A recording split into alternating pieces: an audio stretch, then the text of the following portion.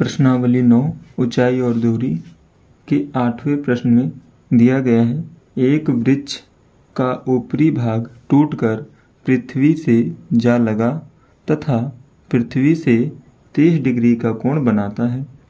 यदि वृक्ष के ऊपरी भाग की लंबाई 8√3 मीटर है तो टूटने से पूर्व वृक्ष की लंबाई क्या थी। तो हम इसको चित्र के माध्यम से समझते हैं वो क्या हुआ होगा घटना। तो मान लीजिए कोई वृक्ष है, ये ठीक, ये आपका एक वृक्ष है, ये हम मान लेते हैं ये शीर्ष ए है, ये बी है और ये सी है। ये वृक्ष था, पूरा वृक्ष है, ठीक। तो अभी क्या हुआ कि जब हवा चला तो इतना हिस्सा, इसका इतना हिस्सा टूटकर ऐसे पृथ्वी से टच होने लगा है, ठीक। क्या हुआ, इतना हिस्सा टूटकर पृथ्वी से ऐसे टच होने लगा है, ठीक। और ये पृथ्वी से, ये पृथ्वी है, ठीक, ये भूमि का आधार रेखा, ये भूमि है और यहाँ से वृक्ष टूट करके यहाँ से इसके भूमि से टच होने लगा है। ये ऊपर का हिस्सा टूट के ऐसे भूमि से टच होने लगा, ठीक। अब क्या कर रहा है, ये बीच में जब टच हो रहा है भूमि से और ये जो वृक्ष टूट के आया है, ये कितने डिग्री कोण बना रहा है, 30 डिग्री का कोण बना रहा है, ठीक।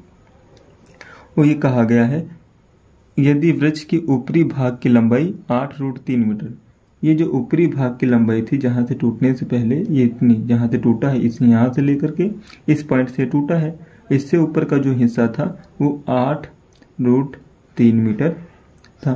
तो आप देख पा रहे हैं 8√3 है। तो क्या जो ये 8√3 मीटर है और ये दूरी आपकी, हम मान लेते इसको d, तो जो b और d दूरी है और a और b दूरी है, दोनों बराबर होगा। क्यों? क्योंकि यही टूट कर तो यहाँ पे आया है, तो जितना हिस्सा ये है वही हिस्सा ये भी होगा। तो इसका भी मान कितना हो जाएगा, ये हो जाएगा 8√3 मीटर, इसकी दूरी हो जाएगी, ठीक। आपको ज्ञात क्या करना है, वृक्ष की लंबाई ज्ञात करनी है।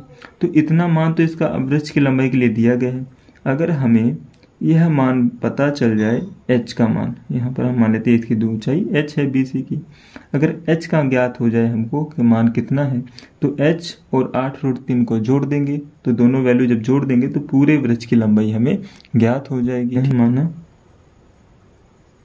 मानो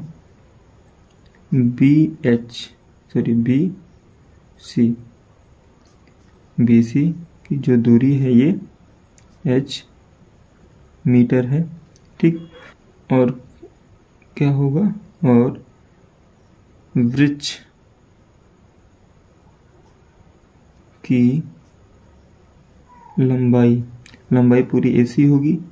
AC कितना हो जाएगा, AC होगा 8√3 प्लस h हो जाएगा, ठीक।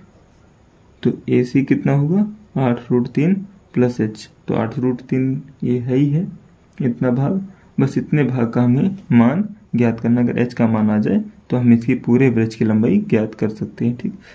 और क्या है यहाँ पर, और लिखेंगे AB is equal to BD बराबर 8√3 मीटर। इतनी जानकारी हमको पता है। BC का मान हमें पता है कितना है, BC का मान हमने h माना है, ठीक। और AB का मान आपको दिया गया है 8√3। जो AB होगी, यही हिस्सा टूट करके आके भूमि तल से जुड़ा है। तो ये जो हिस्सा है, जितनी लंबाई इसकी होगी उतनी ही लंबाई इसकी होगी। अब हमें क्या करना है, इसको देखते हैं। यहाँ पर हमें BC का मान हमने मान लिया है h, और AB का मान 8√3, BD का मान भी आपको यहाँ पे 8√3 हो जाए क्योंकि AB बराबर BD है। अब क्या करेंगे हम, यहाँ पे ध्यान दीजिए किस किस का मान दिया गया है। एक तो ये लंबवत दूरी का मान अर्थात लंब का मान दे रखा है, और यहाँ पे कण का मान दे रखा है। और आपको पता है लंब और कण का संबंध साइन थीटा में प्रयोग करते हैं हम लोग। तो साइन थीटा बराबर क्या हो जाएगा, लंब बटे कण। तो लंब यहाँ पे क्या है, BC है, और यहाँ पे कण क्या है, BD है। ये लंब है और ये कण है। ठीक, अब क्या करेंगे, हम यहाँ पर इनकी वैल्यू को रखेंगे। अब यहाँ पर लिखेंगे हम साइन, यहाँ पे थीटा के स्थान पे क्या है, 30 डिग्री, और BC का मान कितना है, H, BD का मान कितना है, 8√3 है। अब यहाँ पे क्या है, साइन 30 डिग्री लिखा हुआ है, और साइन 30 डिग्री का मान होता है 1/2 होता है, और यहाँ पे है H 8√3। अब यहाँ पे क्या करेंगे हम, देखिए यहाँ पे 8√3 जो है ये भाग में है, बटे में है, अर्थात भाग में है। इसको अगर इधर भेजेंगे तो ये गुणा में हो जाएगा। तो हम लिखेंगे यहाँ पर 1/2 गुणे 8√3 बराबर H, यहाँ पे H बचेगा। अब क्या होगा, ये 2 से 8 कट जाएगा, 2 चौक 8, 4 बचेगा, तो ये हो जाएगा 4√3 बराबर H। तो अर्थात आप कह सकते हैं कि AB का मान, BC का मान कितना आ गया आपका, 4√3 मीटर। ये हमें ज्ञात हो गया है BC का मान। लेकिन हमें ज्ञात क्या करना है, हमें ज्ञात करना पूरा AC का मान ज्ञात करना है। तो आपको पता है AC का मान, AC कितना हो जाए, पूरा AC का मान ज्ञात करना, A से C तक यही वृत्त की लंबाई है। ठीक, तो वृत्त की लंबाई ज्ञात करें तो AC में 2 पार्ट हैं, AB प्लस BC मिलकर AC बनेगा। तो हम लिखेंगे AC में AB प्लस BC। AB का मान आपको पहले से दिया गया है 8√3, और BC का मान हमने ज्ञात किया है 4√3। ठीक, अब 8 और 4 जुड़ जाएगा तो हो जाएगा 12√3।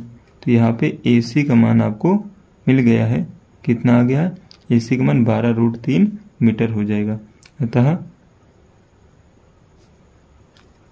वृत्त की लंबाई AC बराबर 12√3 मीटर होगी। ठीक।